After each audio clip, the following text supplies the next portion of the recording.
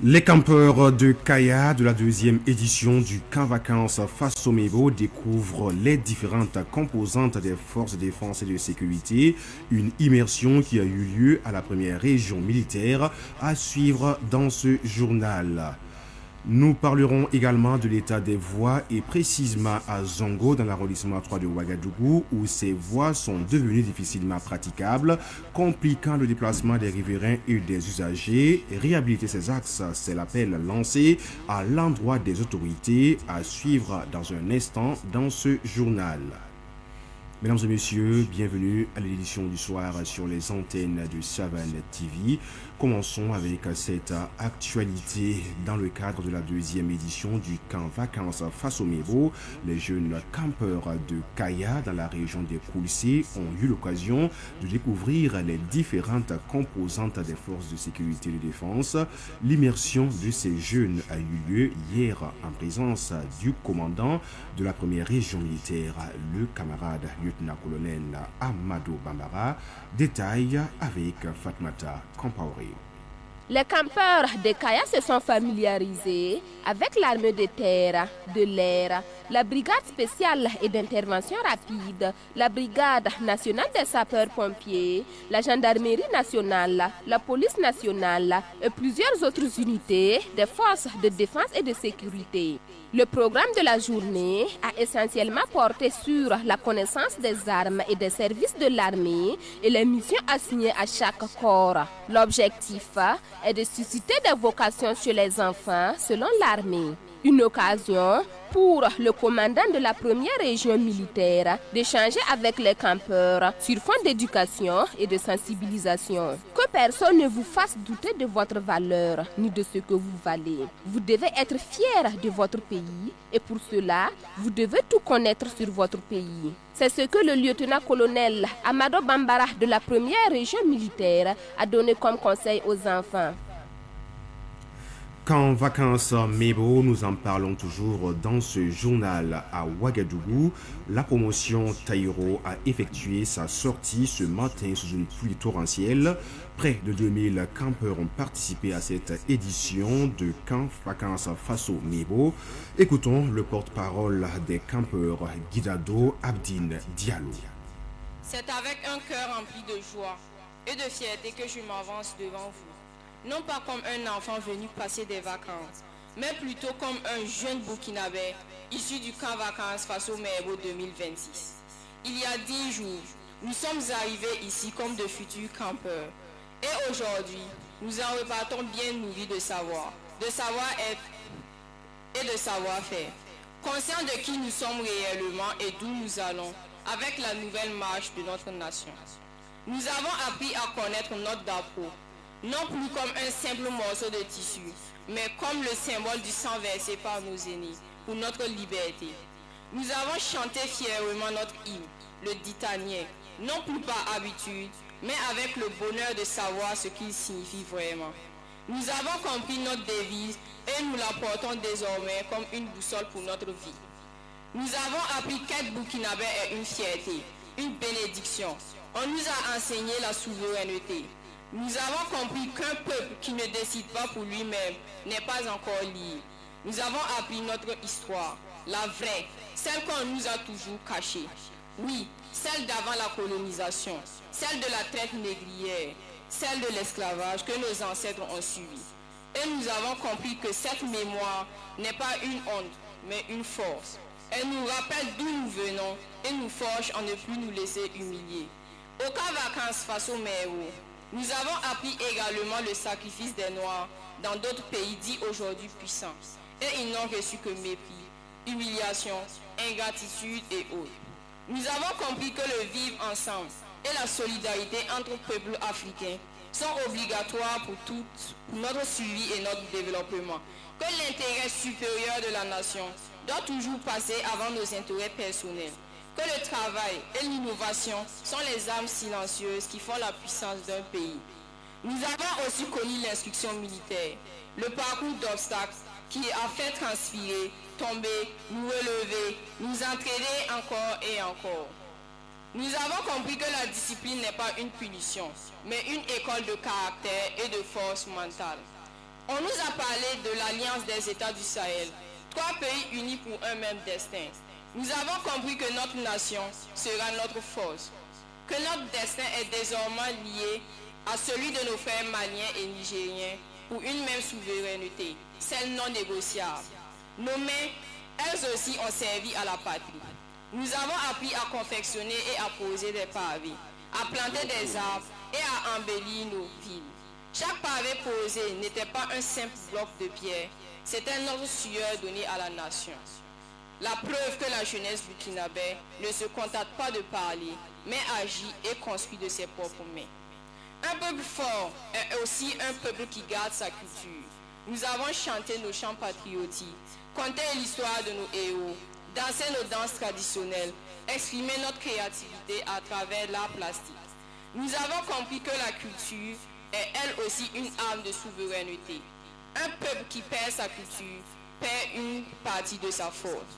Alors aujourd'hui, devant vous tous, devant nos autorités, devant nos parents, nous, campeurs de l'édition 2026 du camp vacances face au Mero, nous nous engageons solennellement à être disciplinés et solidaires à l'école, à la maison comme dans la vie en société, avec la même rigueur que celle apprise sur le parcours du combattant, à respecter nos symboles nationaux et à les honorer partout où nous serons, à être des bâtisseurs et non des spectateurs de l'avenir du Burkina Faso.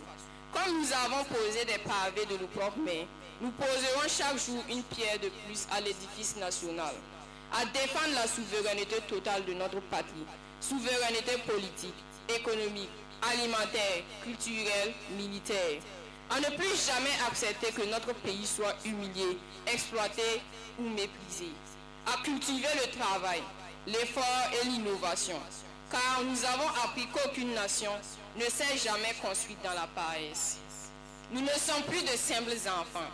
Nous sommes désormais les graines d'une génération consciente.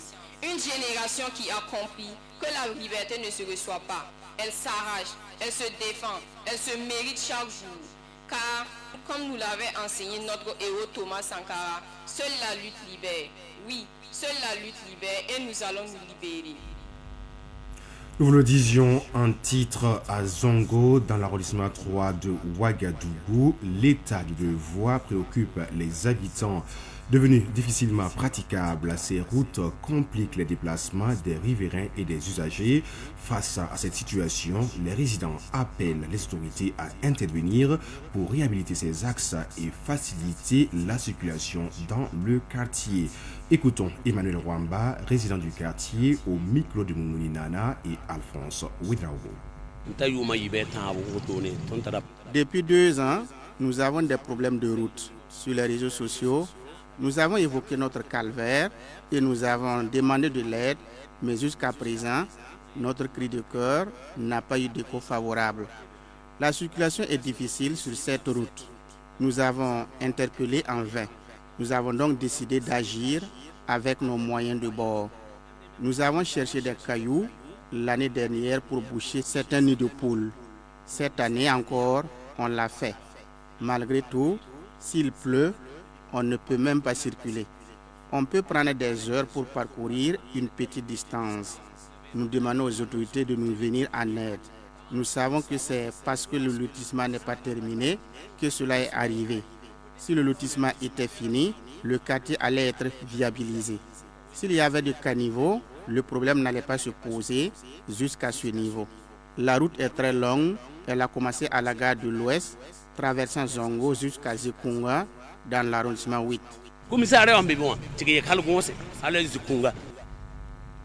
Ils sont orpailleurs, commerçants et jeunes entrepreneurs venus de Kaya dans le San Matinga. Ces acteurs économiques ont effectué le déplacement à Nagrengo pour traduire leur reconnaissance aux guérisseurs Malranaba Sanam. Le compte rendu avec Sibli Nakelsi. 700 sacs de riz de 25 kg, 700 bidons d'huile de 3 litres, 3 tonnes de ciment et 200 tolls servent la composition du don de la population de Kaya aux guérisseurs de Nagrengo, Manganaba Sanam. À travers ce don, cette délégation venue de Kaya entend exprimer sa gratitude aux guérisseurs pour avoir accueilli, hébergé, soigné et nourri des déplacés de la province de Sanom-Bontenga. Pour ces orpailleurs, commerçants et hommes d'affaires, la démarche est avant tout un acte de reconnaissance. Ils attribuent aux prières et bénédictions reçues du Managnaba Sanam une part de leur réussite. Yembila Sawadogo, le porte-parole de la délégation. Bon, puisque nous sommes tous des travailleurs, des orpailleurs, des commerçants et des cultivateurs, nous sommes venus là pour l'intention d'avoir des droits pour que toutes ces activités puissent prospérer. Voilà. Il nous a rassuré que, vu l'engouement, vu la solidarité, et tout en sachant que Dieu même aime la solidarité, la manière dont nous nous sommes unis, en tout cas pour lui, c'est déjà chose faite. La bénédiction est déjà acquise. Voilà. Donc, c'était ces mots rassurants envers nous. Nous sommes tellement confiants puisque nous le connaissons il y a longtemps. Voilà, on est né le trouver avec son travail. Et tous ceux qui viennent ici, d'habitude, c'est des gens qui viennent témoigner, donner des témoignages positifs. Voilà, tout ce que nous attendons de lui, il a déjà fait. Donc, il a fait ça et ses preuves. Et nous sommes tellement confiants envers lui que nous prions Dieu pour que Dieu lui donne longue vie pour qu'il puisse continuer son travail. Voilà, puisqu'il puisse être auprès de nous pour toujours. La mobilisation était de taille, on peut dire que c'est Kaya totalement qui s'est vidé ici à Nagré. Effectivement, ça même c'est parce que les gens n'ont pas été bien informés. Si les gens étaient carrément bien informés, on était sûr que Nagré allait refuser du monde. Ouais. Au-delà des mots, le don remis aux guérisseurs symbolise cette reconnaissance. Une rencontre placée donc sous le signe du partage et de la gratitude, mais aussi de l'espoir. Les visiteurs repartent encore avec des bénédictions de Saïd Nagrengo, Managnaba Sanam et surtout la volonté de poursuivre leurs activités avec davantage de détermination. Managnaba Sanam. Moi-même, je suis natif de Sanom-Bontenga. J'y suis né et grandi.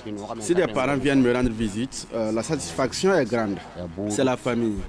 Je prie Dieu de les bénir et d'accorder la paix et la sécurité au Burkina Faso. Je prie aussi qu'ils soient unis, solidaires, la main dans la main. S'ils sont unis, solidaires et travaillent main dans la main, ils vont réussir. La visite des jeunes orpailleurs, commerçants et hommes d'affaires illustre pour ces acteurs économiques l'importance des liens de solidarité, de partage et les bénédictions dans la recherche de la prospérité.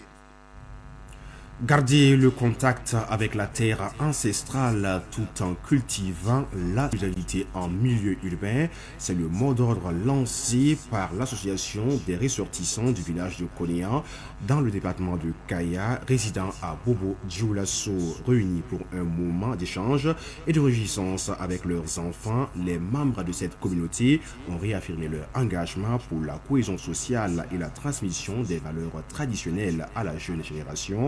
Le point avec Nonga Sida Thomas Sondo de Savane Media West.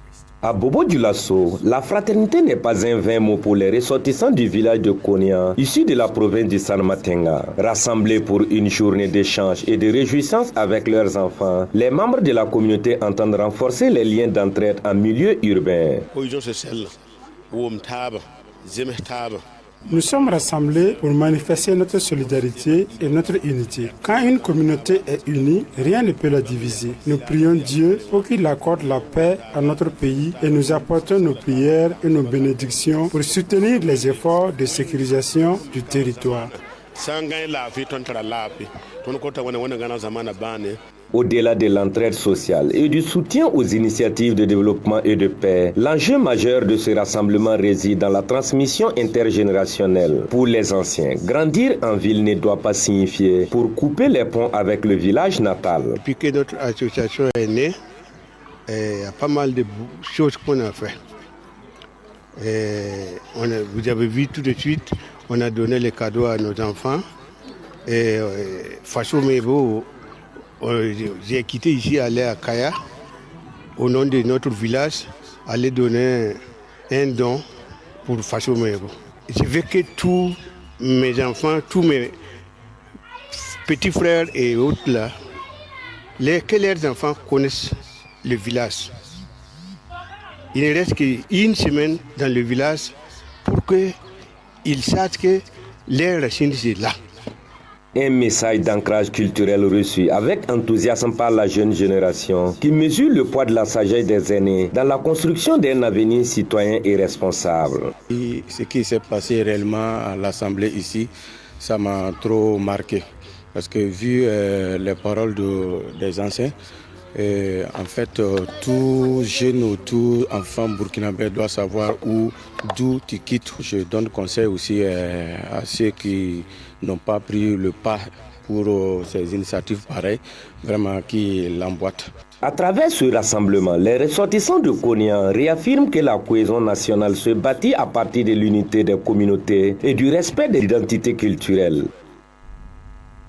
Un mot de santé dans cette édition. Le pied-botte est une malformation congénitale qui peut être prise en charge si elle est détectée et traitée précocement. Qu'est-ce que le pied-botte? Ses causes, conséquences et les possibilités de traitement. Réponse avec Dr Eli Baliman, chirurgien et directeur médical du programme pied-botte au Burkina, qui était en entretien sur le plateau de l'émission Bonjour le Faso avec Abzeta Nikiema, la synthèse avec Sidiki Cabré.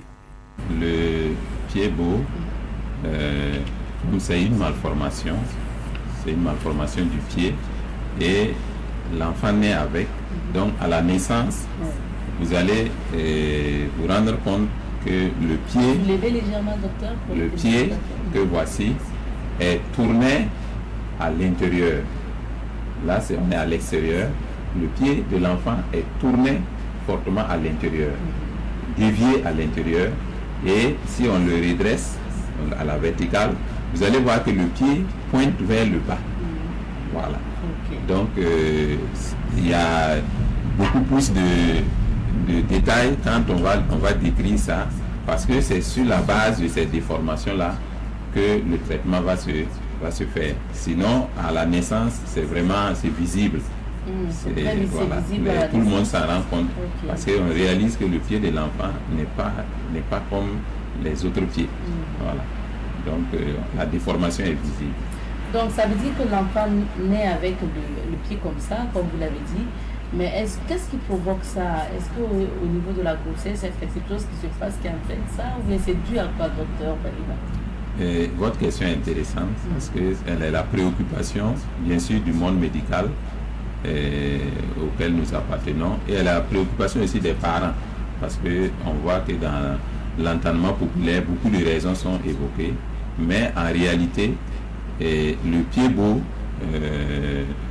il est dit idiopathique, pied-beau congénital idiopathique, c'est-à-dire que quand en médecine on dit quelque chose est idiopathique, ça veut dire qu'il n'y a pas, jusqu'à la date qu'on en parle là, il n'y a pas de cause formellement identifiée. Et c'est le cas donc du pied-beau varus équin congénital idiopathique. On évoque des causes, notamment la cause héréditaire. On pense que il y a certainement des anomalies au niveau génétique qui codent l'information pour faire un bon pied qui n'est pas à point et qui a expliqué donc cette anomalie-là. Comment ça se traite? Merci madame. Alors, il faut dire qu'au niveau du programme Pied-beau Walls, nous avons adopté une méthode de traitement qu'on appelle la méthode Ponseti. C'est le nom d'un célèbre médecin américain qui a mis au point donc cette méthode de traitement.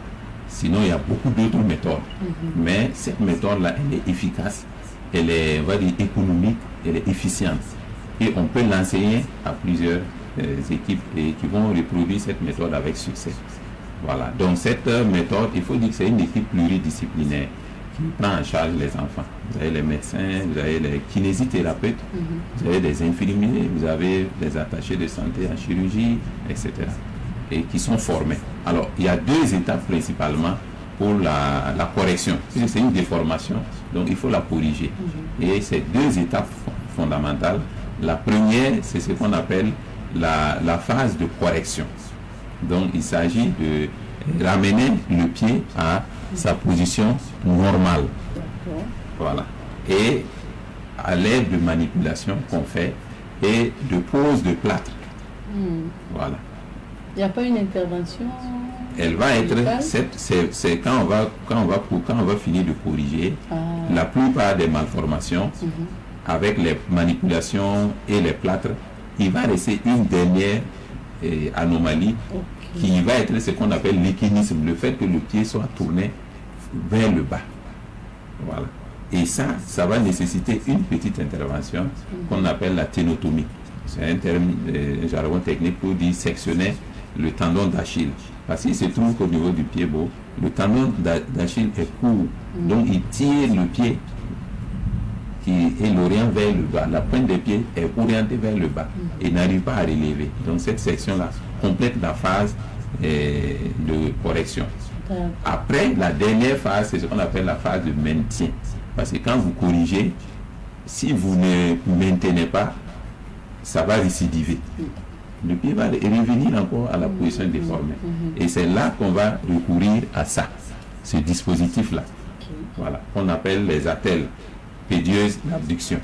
Vous voyez que ça amène le pied complètement en dehors, en opposition à ce que le pied était au départ. Au départ, je vous ai dit que le pied était orienté vers l'intérieur, fortement. Là, on l'amène au dehors. Et ça, l'enfant va porter ça jusqu'à l'âge de 5 ans. Bien sûr, pendant les 3 premiers mois, l'enfant va porter ça tout le temps, sauf quand on va devoir le baigner, le laver. Sinon, il va porter ça tout le temps. Souvenez-vous que nous prenons les enfants très tôt. Donc, imaginez un enfant d'1 mois, on peut le porter pendant 3 mois régulièrement sans qu'il y ait de problème. Maintenant, à l'âge de la marche, ça va être la nuit qu'on va porter seulement l'enfant, jusqu'à l'âge de 5 ans. Et c'est à ce niveau généralement qu'il y a des difficultés avec les parents. Pour la suite de ce journal, la Cap sur la Côte d'Ivoire ou à Yamoussoukro, un centre de formation crée la surprise et fait la fierté du football local sous la houlette d'un promoteur burkinabé. Bienvenue au Centre Espoir Football de Yamoussoukro CEFI. Reportage signé Ruben Wilson Kodjo. Logé en plein cœur de Yamoussoukro, au Carrefour Mouton, le Centre Espoir Football de Yamoussoukro CEFI regorge plusieurs catégories. Depuis que j'ai créé le centre, aujourd'hui nous avons plusieurs catégories. Il y a plusieurs jeunes. Le centre a été créé pour aider un peu la jeunesse de Yamoussoukro à leurs rêves. Et puis essayer d'aider aussi les enfants à quitter dans la zone de la rue et puis venir. J'ai été sollicité aussi par les pasteurs qui ont envoyé des enfants de la rue pour les former ici. Nous sommes à 27 trophées. Depuis que j'ai créé le centre, les différents tournois que nous participons ici, nous remportons. La tournoi de la première dame, j'ai été 5 fois finaliste et j'ai remporté 3 fois le trophée. Et voilà, suivant le tournoi de la première dame Dominique Ouattara ici, à Yamoussoukro. Et vraiment, je suis fier. Et quand je vois les enfants jouer, aujourd'hui, j'ai la fierté, je suis content. Voir les enfants évoluer dans le football. Et je les aide aussi à aller beaucoup aussi à l'école. Créée en 2024, l'académie affiche déjà des résultats concrets. Plusieurs de ses pensionnaires ont franchi un cap décisif en intégrant des clubs de renom. Je rends gloire à Dieu parce qu'aujourd'hui j'ai au moins des poulains au niveau à l'international. Et surtout celui qui a pu briller, Marie-Philippe Lapet, c'est de ce centre qu'il est venu, il a été formé. Sila Alassane Junior du Real du Faso, et puis Badra Ali Diko, qui est à l'AS Police aujourd'hui. Ils ont été formés ici, et vraiment, tout va du mieux. Fort de ses origines, Paul Sawadogo entretient des relations avec des acteurs majeurs du football burkinabé, offrant ainsi une visibilité transfrontalière au centre. J'ai des relations avec les différents centres, les managers même, au niveau du Burkina. Et les présidents du club aussi. J'ai des relations avec coach Kambou Malo, avec Sanou Fimin. Lui-même un jour il est venu me rendre visite ici, avec monsieur coach Baro. que l'année passée, j'ai été le guide même de son truc, je l'ai su de près. Et c'est une fierté pour moi aussi. Avec plus de 150 jeunes en quête de professionnalisme, l'aventure ne fait que commencer pour le centre CFI de Paul Sawadogo. Allez, bougez! Ok. Mesdames et messieurs, c'est avec cette note sportive que nous sifflons la fin de cette édition. On vous retrouve prochainement, toujours avec en toile de fond, le même plaisir et la même passion. Bien le bonsoir, bonne suite, le programme à tous et à chacun.